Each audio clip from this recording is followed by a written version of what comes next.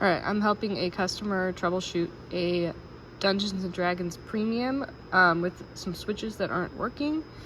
Specifically Fismo, which is the left eject, and then the 3 dragon targets. So dragon target left, center, and right. So that would be switch 37 for the left eject, and then 40, 41, and 42 for the dragon targets. And as you can see, they all run off of core node board 8, and then connector 12, and they all share a black and red wire in common.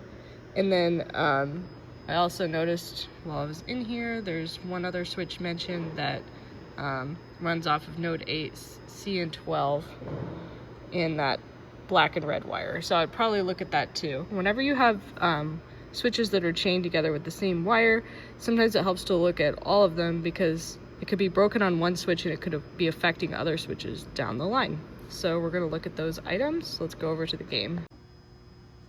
All right, let's get into the game so that we can access the switches. So I'm going to open it up and take the glass off. So unlatch the lockdown bar, take it off, slide the glass out and put it in a safe place, such as on a carpet, towel, cardboard. I'm going to do protective corners on our concrete floor here.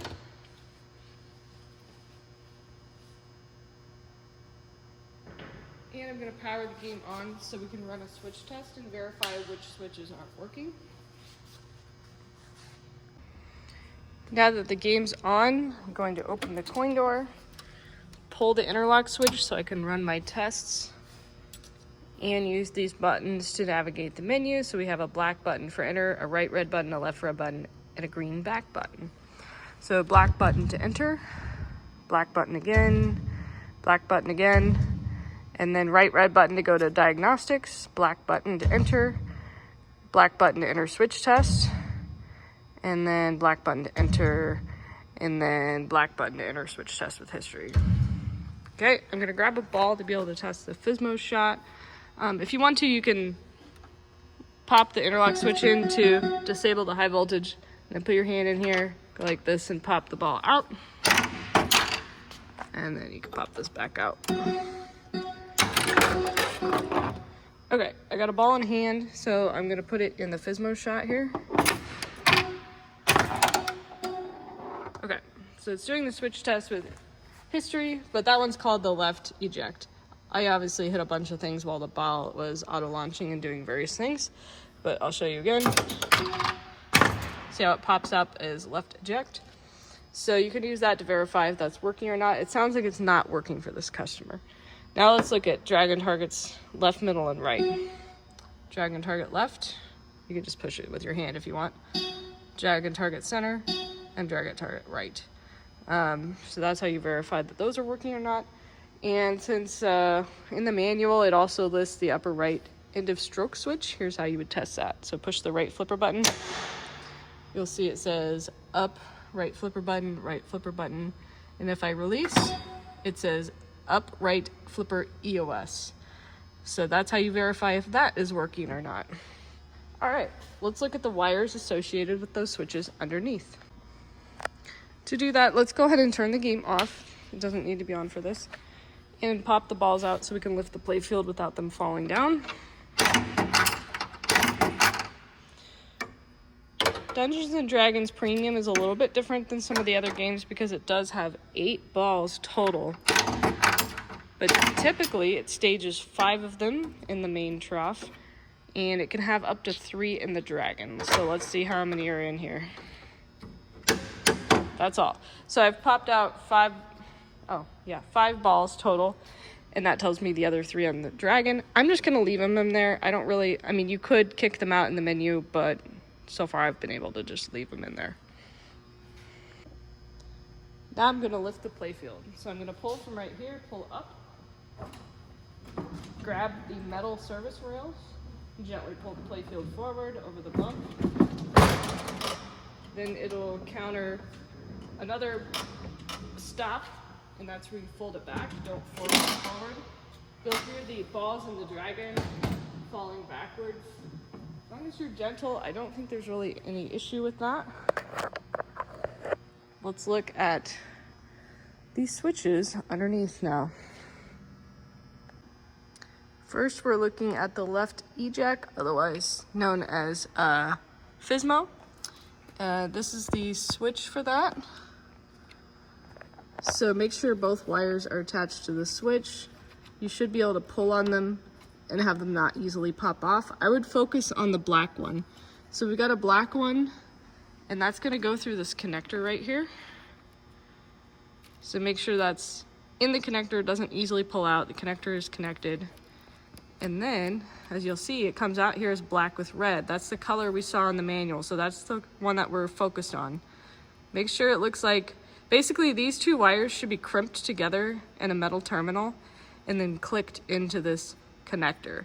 So make sure they look like they're generally in there. They don't easily pull out. If you have used both hands, you can pull this connector apart, look inside it. We'll come back to that if we think that's the issue, but for now, let's move on because I suspect it might be an issue somewhere else. All right, looking at the Dragon targets, they're mounted on this plate right here. There is a jet landing right above us. Each target has two wires, one that's mostly white and then one that is black with the red stripe. So I know it's hard for me to fully show this. It'll be a little easier to see in person, but you could see a little bit of the black with red wire there. So use your hands to pull on it and make sure it doesn't easily come off, and make sure it hasn't already popped off. And then same with the other two targets. So let's see. See how each one has a black wire with a red stripe going to it? I know it's not the easiest thing to get to, but if you can't get in there with your fingers, you could try maybe needle nose pliers or tweezers gently, or just visually look to make sure they look like they're all connected. You'll see, like the left one here, that they have this black heat shrink tubing around them where they're soldered to the tab. That's to protect from a short, so that's normal. It might obstruct your view a little bit, so that's why you might need to like pull on it a little bit to see if it's attached. Okay, one more thing to look at. It's the upper right flipper end of stroke switch. This actually is a pretty likely candidate that could be the culprit because the flipper gets so much vibration. I've seen it before where the wires on these end of stroke switches will just pop off sometimes because of all the vibration. And the way this game is wired, with this chain of black with red wires, if that were to pop off, it would make those three targets in the left eject not register. So I think this is definitely worth looking at. So you'll see this tab right here. This is kind of in the way. But anyway, this one right here is the black with red wire, and there's two of them. So they both need to be firmly soldered together to this switch tab. If one of them popped off and they're not touching each other, that kind of affects the chain and it can make other things downstream not work. So definitely look at that one. If it did pop off, the solution would be to solder it back in place. If you need help with that, let us know. Okay, that's all I can think of for right now. If you end up that there's something else to look at, or something else not working besides the left eject and the three targets, let me know. You mentioned torches. I wasn't sure exactly what you meant by that, so you can clarify what you meant by that, and I can help you with that. But for now, I would say looking at the black wire with the red trace is a great place to start. All right, I'll put the game back together, and I'll show you doing that as well. All right, to put the playfield down, grab the metal rails, tilt it forward to about here, and you can push it over the bump, or you can have somebody help you lift the back of the playfield, and then just gently lower it in place. You could hear the balls in the Dragon trough rolled back down. Grab the other balls, gently set them on the playfield and let them roll down. Grab the glass, slide it back in. gonna go ahead and get my game powering up.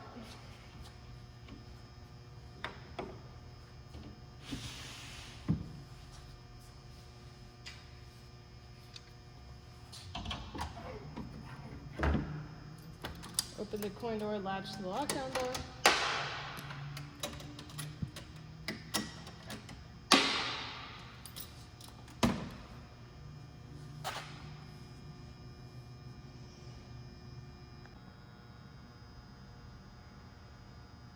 Just gonna make sure it powers up properly and stages the balls correctly.